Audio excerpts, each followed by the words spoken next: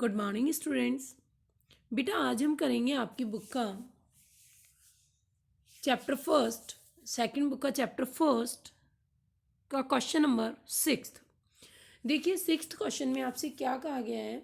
आपसे कहा गया है कि prepare trading and profit and loss account and balance sheet. हमें कितनी चीज़ें बनानी है बेटा? 3 चीज़ें, trading, P and L and balance sheet.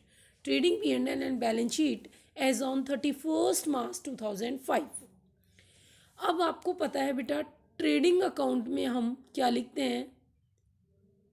Goods related account. P and L में हम नॉमिनल अकाउंट, और जितने भी रियल अकाउंट है और पर्सनल अकाउंट है वो कहाँ जाएंगे? हमारे बैलेंस शीट में। तो हमारा पहला काम तो यही है कि जो ट्रायल बैलेंस हमें दिया हुआ है उसमें से हम छांटेंगे कि कौन सा ट्रेडिंग में जाएगा, कौन सा पीएनएल में जाएगा और कौन सा बैलेंस शीट में। तो देखिए बेटा, हमारा काम है, पहला काम निशान लगाना ही। मशीनरी पता है रियल अकाउंट है, कहाँ जाएगी? बैलेंस शीट में। डेटर्स पर्सनल अकाउंट है बेटा, डेटर्स काय में जाएगा? बैलेंस शीट में। ड्राइंग बैलेंस शीट में, क्योंकि ये भी मालिक से रिलेटेड है इसलिए पर्सनल है। परचेज किस में जाएगा बच्चों? ट्रेडिंग में, क्योंकि गुड्स से रिलेटेड है। वेजेस किस में जाएगा? ट्रेडिंग में। क्यों जाएगा?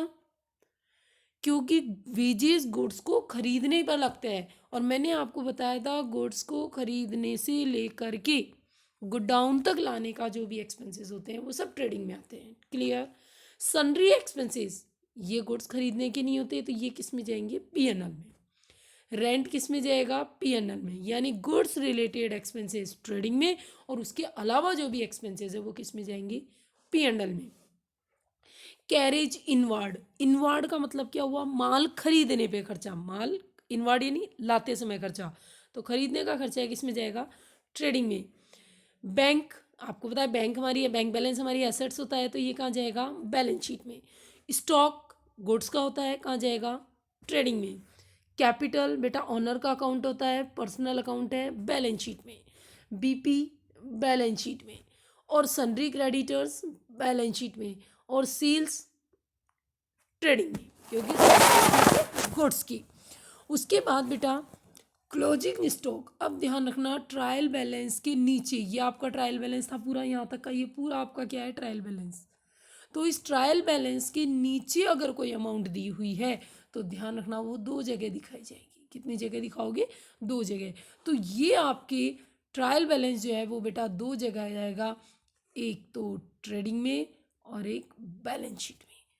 ट्रेडिंग में और एक बैलेंस शीट में। तो आपका काम यही है, सबसे पहले पेंसिल लीजिए और पूरे ट्रायल बैलेंस में निशान लगा लीजिए कि कौन सी चीज़ ट्रेडिंग में जाएगी, कौन सी पीएनएल में जाएगी और कौन सी बैलेंस शीट में जाएगी। हमने लगा लिए बेटा निशान। अब इन निशानों को ध्यान पे रखते हुए ही हम सबसे पहले ट्रेडिंग वाली चीज़ें लिख देंगे, फिर पीएनएल वाली चीज़ें लिख देंगे।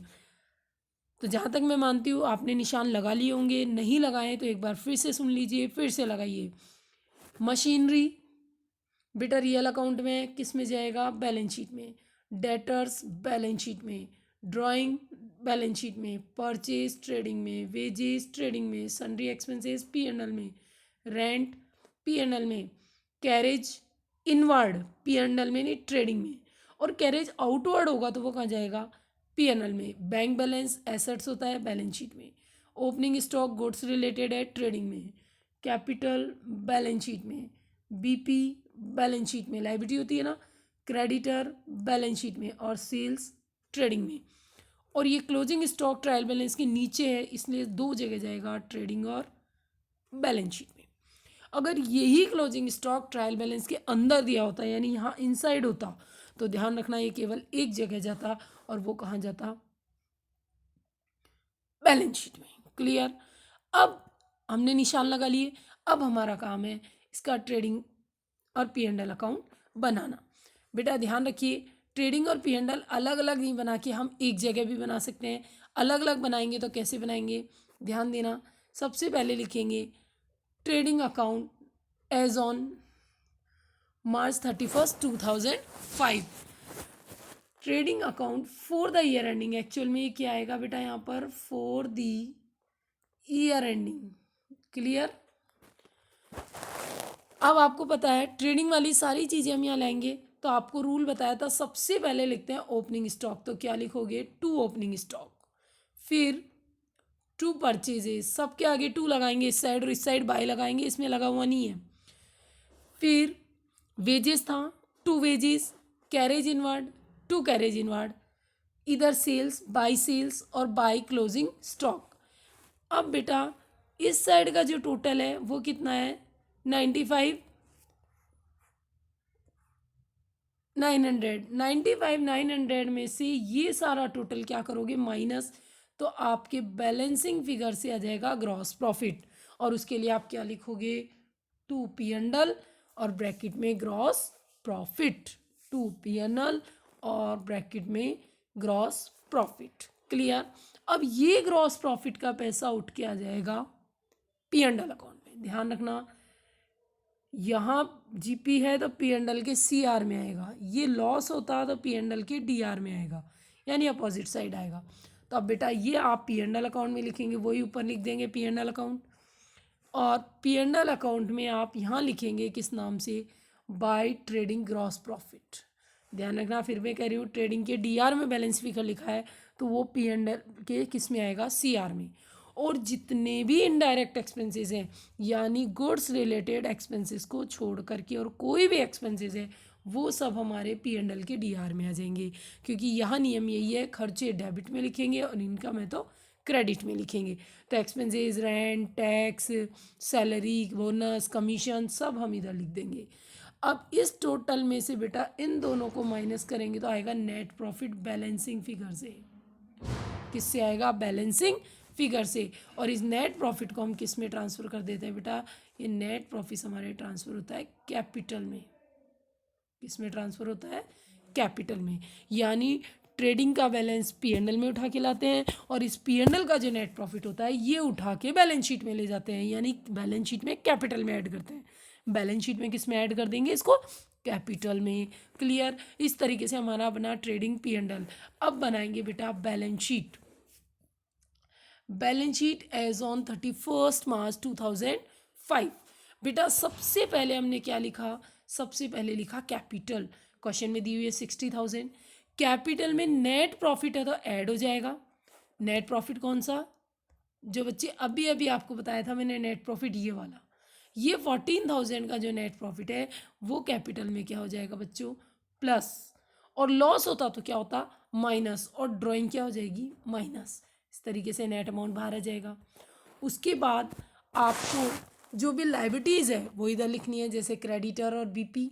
अब एसेट्स और लाइबिलिटीज़ क्या होती है इसको बेटा मैं ज़्यादा डिटेल में नहीं बताऊंगी, क्योंकि अकाउंटिंग इक्वेशन जब आपको बनानी सिखाई थी तो मैंने आपको बता दिया था कौन कौन सी चीज़ें हमारी एसेट्स होती है और कौन कौन सी लाइबिलिटीज़ होती है। इसके बाद एसेट्स में सबसे पहले मशीनरी, और फिर बैंक, क्लोजिंग स्टॉक और डेटर्स। ये क्लोजिंग स्टॉक कौन सा है, जो ट्रायल बैलेंस के नीचे दिया हुआ था। लेकिन ये बैलेंस शीट बनाने का भी तरीका सुनना बेटा, फिक्स एसेट्स पहले लिखेंगे और करंट एसेट्स बाद में रहेंगे। फिक्स एसेट्स कौन सी एसेट्स होती है, जो लंबे समय के लिए होती है। इस तरीके से हम इसे पुट करेंगे और फिर इसका टोटल लगाएंगे तो हमारे बोथ साइड का टोटल क्या आ जाना चाहिए बेटा, इक्वल आ जाना चाहिए। यानी जितनी हमारी लाइबिलिटीज़ होगी उतनी ही हमारी क्या होगी, एसेट्स। इस तरीके से हम हमारे क्वेश्चंस को क्या कर सकते हैं, टैली भी कर सकते हैं। आप ट्रेडिंग बनाइए, ट्रेडिंग के बाद पीएनएल बनाइए, पीएनएल के बाद बैलेंस शीट बनाइए। अगर बैलेंस शीट का बोथ साइड का टोटल इक्वल है तो आप समझ जाइए कि आपके किया हुआ क्वेश्चन बिल्कुल क्या है, सही है। और अगर बैलेंस शीट का टोटल इक्वल नहीं आ रहा है तो आपने कहीं ना कहीं कोई ना कोई मिस्टेक की है। तो एक बार फिर से सुन लीजिए बेटा, गुड्स रिलेटेड अकाउंट सारे ट्रेडिंग में लिखेंगे। ट्रेडिंग के बैलेंसिंग फिगर से आपको ग्रॉस प्रॉफिट या ग्रॉस लॉस पता चलेगा। वो ग्रॉस प्रॉफिट या ग्रॉस लॉस हम उठा के कहाँ ले आएंगे, पी एंड एल अकाउंट में। फिर सारे इनडायरेक्ट एक्सपेंसेस कहाँ लिखेंगे, पी एंड एल अकाउंट में। इनडायरेक्ट एक्सपेंसेस का मतलब है गुड्स रिलेटेड एक्सपेंसेस को छोड़ के कोई भी एक्सपेंसेस है तो वो सब। उससे हमारे बैलेंस फिगर से आएगा नेट प्रॉफिट या नेट लॉस। ये किससे निकला, बैलेंसिंग फिगर से। फिर हमारी बनेगी बैलेंस शीट। इस बैलेंस शीट में बेटा अगर नेट प्रॉफिट है तो प्लस हो जाएगा, लॉस है तो माइनस हो जाएगा, और ड्राइंग को हम क्या कर देंगे, लेस।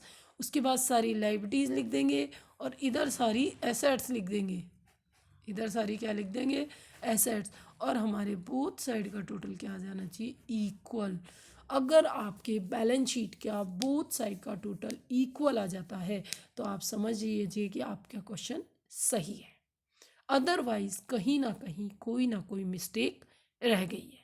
इस तरीके से बच्चों आप ये क्वेश्चन करेंगे। क्वेश्चन करने का फर्स्ट तरीका यही है, आप अपनी बुक को उठाइए, पूरे ट्रायल बैलेंस में सबसे पहले निशान लगाइए, कौन सा अकाउंट ट्रेडिंग में जाएगा, कौन सा P&L में जाएगा और कौन सा बैलेंस शीट में जाएगा, और उसके बाद उसे क्या करिए, ट्रेडिंग में, P&L में और बैलेंस शीट में क्या कर दीजिए, पुट कर दीजिए। अब आप इस क्वेश्चन को बेटा करके देखिए, कोई भी दिक्कत हो, कोई भी डाउट हो, कोई भी परेशानी हो, आप लोग बेटा सीधे मुझे कॉल करके या कमेंट से अपनी प्रॉब्लम पूछ सकते हो।